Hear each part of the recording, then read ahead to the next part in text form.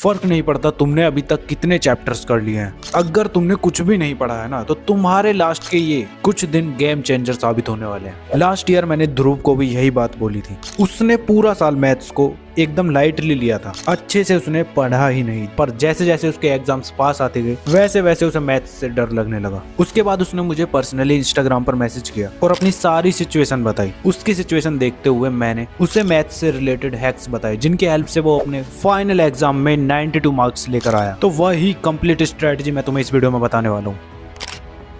So hi everyone, this is Mukul Bhardwaj और आज की वीडियो में हम बात कर रहे होंगे कि हम अपने मैथ सब्जेक्ट में 100 आउट ऑफ 100 स्कोर कैसे कर सकते हैं, वो भी बचे हुए कुछ इन दिनों में। जो स्टोरी मैंने तुम्हें बताई है उसकी स्टार्टिंग और एंडिंग तुमने सुन लिया। बीच में मैंने उसे क्या बताया था, तो स्टार्टिंग में मैंने उसको बताया कि तू जब कोई भी सब्जेक्ट पढ़ने के लिए बैठता है तो उसके लिए सबसे पहले ये समझ कि उस सब्जेक्ट को पढ़ते कैसे हैं। तो यही मैंने उसको सबसे पहले बताया था। उसके बाद पूरा प्लान बताया कि किस तरह से बचे हुए दिनों में स्टडी करना चाहिए, और उसके बाद चैप्टर्स को करने का सीक्वेंस बताया, क्योंकि ज्यादातर बच्चे ऐसा करते हैं कि कोई सब चैप्टर उठाते हैं बस पढ़ने लग जाते हैं। ऐसा नहीं करना है मेरी जान। उसके बाद मैंने उसको रिवीजन टेक्निक बताई और फिर लास्ट में एक बोनस टिप दी। तो यार चलो सबसे पहले मैथ्स का गेम ओवर करते हैं। तुमने अभी अपने हाफ ईयरली प्री बोर्ड दिए होंगे, उसमें तुमने देखे होंगे कि इस तरह के क्वेश्चंस बहुत ज्यादा आते होंगे वर्ड प्रॉब्लम वाले। पूरा पेपर एनालाइज करने के बाद क्या पता चलता है 30 से 40% तुम्हारे वर्ड प्रॉब्लम वाले क्वेश्चन आ रहे हैं एग्जाम में, और यही क्वेश्चन मेजोरिटी बच्चों को डिफिकल्ट लग रहे हैं। तो इस टाइप के क्वेश्चंस को भी हम 4 स्टेप्स में खत्म कर देंगे। तो स्टेप 1 में यार तुम्हें सबसे पहले क्वेश्चन को एकदम अच्छे से पढ़ना है। अब उसमें कीवर्ड्स को देखो, जैसे कि सम, डिफरेंस, प्रोडक्ट और परसेंटेज, इस टाइप के जो वर्ड उसमें लिखे हुए हैं ना, उनको आइडेंटिफाई करो। जो भी उस क्वेश्चन के अंदर नंबर्स या वैल्यूज दे रखी है ना, उनको लिख लो गिवन अस करके, ठीक है। उसके बाद जो तुम्हारा क्वेश्चन में इंफॉर्मेशन दी गई है ना, उसको एक इक्वेशन में ट्रांसलेट कर लो। इतना कर लेते हो, उसके बाद फिर इक्वेशन को सॉल्व करो। इक्वेशन सॉल्व करने के बाद आंसर को चेक कर लो। आओ एग्जांपल से समझाता हूँ। अब देखो ये क्वेश्चन है हमारे पास, जिसमें तुम्हारी ये प्रॉब्लम दी गई है, the sum of two number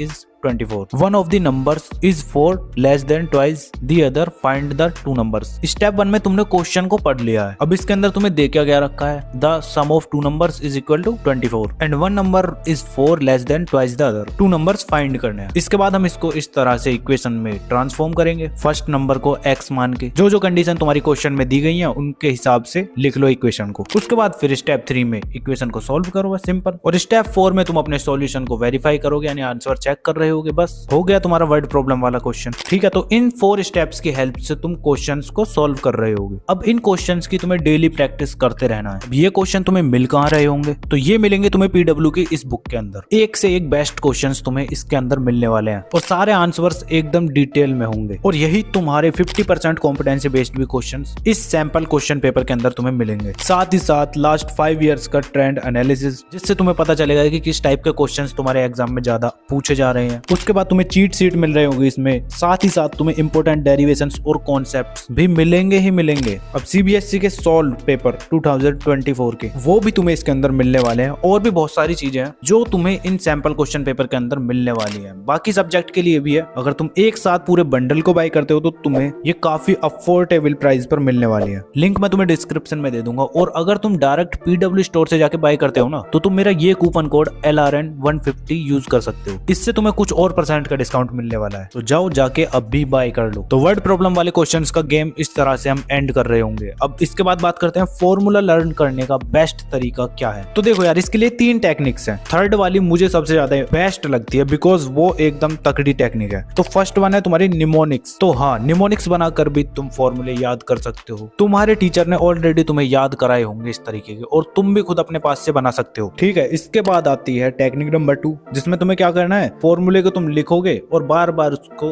repeat करते रहोगे अपने माइंड में, मतलब रट्टा लगाना है, सिंपल सी बात है। अब आती है टेक्निक नंबर 3। इसके अंदर क्या करना है, इसके अंदर तुम्हें सबसे पहले जिस भी चैप्टर के तुम क्वेश्चन सॉल्व करने के लिए बैठोगे उसके सारे फॉर्मूले एक पेज पर लिख लोगे। उसके बाद जितने भी क्वेश्चन है सभी को लगातार सॉल्व करते चले जाओगे। जहां से तुम्हें फॉर्मूला याद नहीं आता उस पेज से देखो और क्वेश्चन को सॉल्व करो, उस पेज से देखो, उस क्वेश्चन को सॉल्व करो। और ध्यान रखना, एक फॉर्मूले से रिलेटेड कम से कम 8 से 10 क्वेश्चन तुम सॉल्व कर रहे होगे, और मेरी गारंटी है इसके बाद तुम उस फॉर्मूला को कभी भूल जाओ। तो ठीक है, समझ गए ना कैसे फॉर्मूला लर्न करना है। थर्ड टेक्निक सबसे बेस्ट है। अब यहाँ तक तुम्हें पता चल चुका है कि मैथ्स को पढ़ते कैसे हैं, बिकॉज फिलहाल के लिए ये 2 चीजें ही तुम्हारे लिए इंपॉर्टेंट है, क्वेश्चन को सॉल्व करने की अप्रोच और तुम्हारा फॉर्मूला याद करने का तरीका, ठीक है। अब तुम बोलोगे कि भैया जल्दी से प्लान भी बता दो।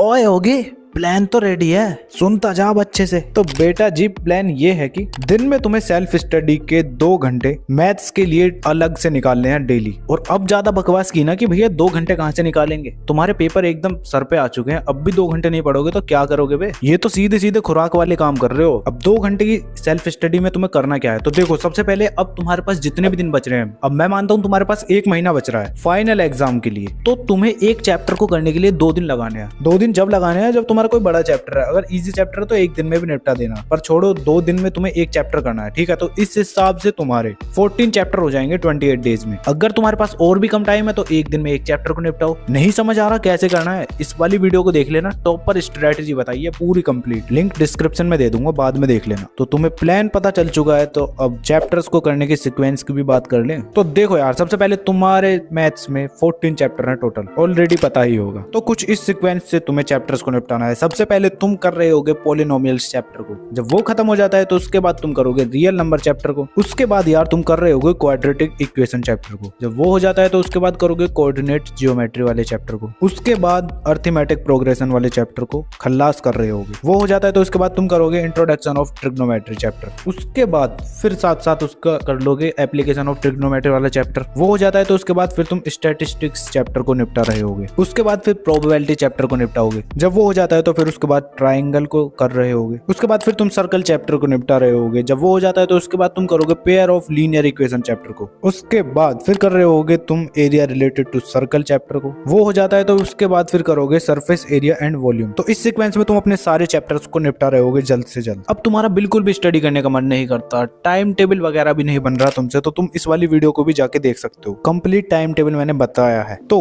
अब बात करते हैं रिवीजन की। तो रिवीजन के लिए यार मैंने तुम्हें पहले बोला था ना, तुम्हें एक नोटबुक ले लेनी है, उसके ऊपर हर चैप्टर के एक पेज पर सारे फॉर्मूले आने चाहिए, और साथ ही साथ जो थ्योरम आती है ना, जो तुम्हें हार्ड लगती हैं, उन थ्योरम्स को भी उस नोटबुक के अंदर लिख लोगे। डिटेल नोट्स नहीं बनाने हैं, शॉर्ट नोट्स बनाने हैं बाबू भैया। तो उनको जब तुम उसी दौरान बना लोगे जब तुम इन डेज के अंदर इन चैप्टर को निपटा रहे होगे 1 महीने के अंदर, ठीक है? तो रिवीजन के टाइम पर बस तुम्हें वो रिवाइज करने हैं। और रिवाइज कैसे करोगे? तुम सैंपल क्वेश्चन पेपर लगाओगे और प्रीवियस ईयर क्वेश्चंस को, जिन क्वेश्चंस को करने में प्रॉब्लम हो रही है उनको जाओ दोबारा से, उन्हें रिवाइज करो और अच्छे से उनका सॉल्यूशन देखो, तुम्हारा रिवीजन कंप्लीट हो जाएगा। समझ गए ना रिवीजन कैसे करना है? अब मार्क्स इंक्रीज करने की बोनस टिप बता दूं, देख देख देख कैसा खुश हो रहा।